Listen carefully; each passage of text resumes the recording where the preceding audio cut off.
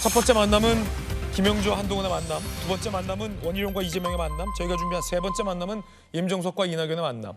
그런데 조금 전 임종석 전 실장은 당의 결정을 수용하겠다라고 짤막한 글을 SNS에 올렸습니다. 본인 거취에 대한 얘기는 없었습니다. 그럼 이제 어떻게 되는 건지, 이낙연 전 대표와 만나서 어떤 얘기를 나눴는지도 궁금할 따름입니다.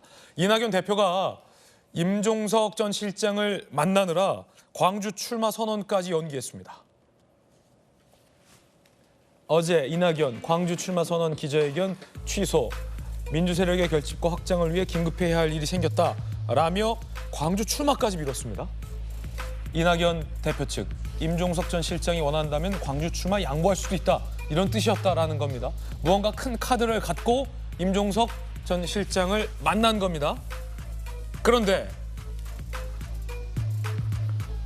이렇게 만난 두 사람, 그런데 오늘 아침 하루가 지난 거죠. 임종석 전 실장은 돌연 당의 결정을 수용한다라는 짤막한 글만 올렸습니다. 이낙연을 만났지만 오늘 아침 당의 결정을 수용한다라는 것은 어떤 의미일까?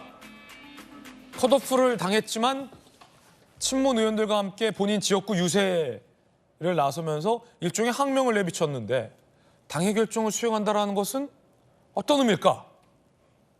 알쏭달쏭. 오늘 뉴스입니다. 그제 임종석 전 실장은 또 이렇게 강한 비판의 말을 SNS에 올리기도 했었습니다. 내 요구를 논의조차 하지 않았다. 이 대표의 속내는 충분히 알아들었다. 라며 이낙연 대표를 만났어요. 그러더니 오늘 아침 당의 결정을 수용한다. 이게 뭔지. 이게 뭘까? 정익진 변호사님. 네네. 이게 뭐죠?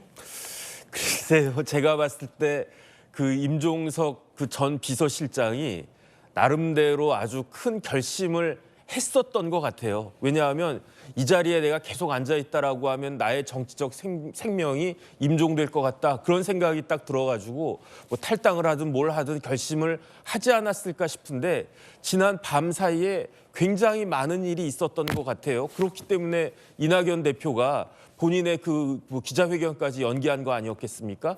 그러니까 지금 민주당 입장에서는 임종석 전 실장마저 탈당하거나 탈당해서 뭐 새로운 미래로 가거나 이렇게 됐을 때에는 굉장히 큰 타격이 있을 것이다. 그렇기 때문에 임종석 전 실장에 대해서 어떤 회유를 했는지, 어떤 당근을 갖다 줬는지, 아니면 어떤 채찍을 들이댔는지 그거는 모르겠지만 그 임종석 전 실장의 그 태도는 그야말로 용두사미의 그 모양이 된 것이 아닌가. 용두사미 됐다. 그런 생각이 들고요. 결국은 모든 것이 다 드러나지 않을까, 저는 그런 생각이 듭니다. 당의 결정을 수용하겠다라는 건 내가 한번 지역에서 항명도 해봤고 옆에 있는 뭐 서른 의원은 무소속 출마하겠다고 밝혔고 나도 이낙연 대표까지 거 만나봤지만 그래도 그냥 컷오프를 수용하고 당에 남겠다, 이겁니까? 이게 지금 우리가 보통 정치에서 문법이 요 며칠 사이에 임종석 전 비서실장님의 문법은 탈당 과정으로 하기 위한 빌드업 과정에 가까웠다고 봐야 돼요. 예.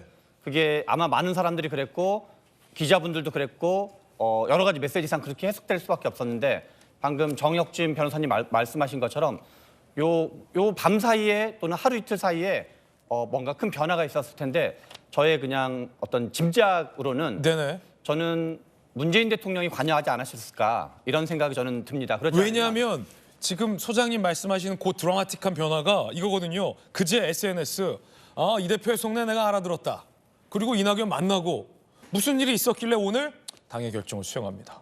약간 이런 느낌. 네, 지금 27일 날 임종석 전 비서실장을 공천 배제하는 컷오프하는 결정을 했었는데 바로 우리 지난달이죠. 그 이재명 대표와 문재인 대통령이 만났을 때 문재인 대통령이 계속 명문정당을 신신당부했고 명문정당의 상징이 임종석 전 비서실장이었거든요. 네. 그런데 탈당할 것 같은 뉘앙스와 이낙연 대표 만나고 등등등 했는데 하루아침에 바뀐다는 거는 이거는 정치적인 문법으로 봤을 때 임종석 전 비서실장이 뭔가 매우 무겁게 받아들일 수밖에 없는 어떤 그 신호가 왔을 건데 문재인 전 저는 대통령밖에 가장 없다. 유력한 가능성은 문재인 대통령이 탈당을 만류했을 가능성이 매우 높다라고 짐작이 됩니다. 아니 그러면 만약에 이게 사실이라면 확인되지 않은 내용입니다. 아직은 알 길이 없는데 문 전 대통령은 소위 말해서 자기 새끼들 다 죽고 있는데 임종석 전 실장에게 전화해서 탈당하지 마라 만류하면 이게 무슨 경우입니까? 다 죽고 있는 건 아니죠. 고민정 그 최고위원도 예. 살아남았고 또 뭐 몇 살아남았죠. 그렇군요. 정혁진 교수나 변호사나 최 소장께서 지금 그 말씀하셨는데 뭐 문재인 대통령과의 교감이 있었을 가능성이 높다. 저는 개인적으로는 없었을 가능성에 전 좀 더 무겁습니다. 없었을 왜냐하면 거다. 이제까지 문재인 대통령의 스타일로 보면은 그런 중요한 문제에 있어서 네. 당신의 의견을 직접적으로 밝히는 부분, 뭐 공개적으로 밝히는 건 아니었지만은 굉장히 극도로 자제해 왔고, 뭐 우리가 볼 때는 자제라고 하지만 그분이 가지고 있는 이른바 성격의 한 단면이 아닌가 이렇게 보기 예. 때문에 그럴 가능성은 좀 낮다고 저는 보는데, 아무튼 제 입장에서는 저는 지난번에 이렇게 말씀드렸거든요. 이 시간에 어쨌거나 임종석 실장 입장에서는 살아남아야 할 이유가 있는 선거다, 이번 선거가. 네. 그건 살아남기 위한 방법으로 민주당에서 살기는 굉장히 어려워졌기 때문에 다른 방법으로 살 수 있는 길을 택할 것이다, 이렇게 예상을 했었습니다. 그리고 나서 다음을 민주당으로 가는 방법을 통해서 후위를 도모할 것이다, 이렇게 봤는데 임종석 실장은 결국 눈앞에 보이는 것은 작은 이익보다는 제가 볼 때는 큰 대의를 선택한 것 아닌가 하는 생각이 듭니다. 그 대의라고 하는 것이 민주당을 지금 탈당하고 있는 이른바 친문의 인사들까지 포함해서 또 새로운 미래가 있는 사람들까지 포함해서 하고 있는 얘기가잖아요. 민주당의 주인은 누구냐? 우리 다예요.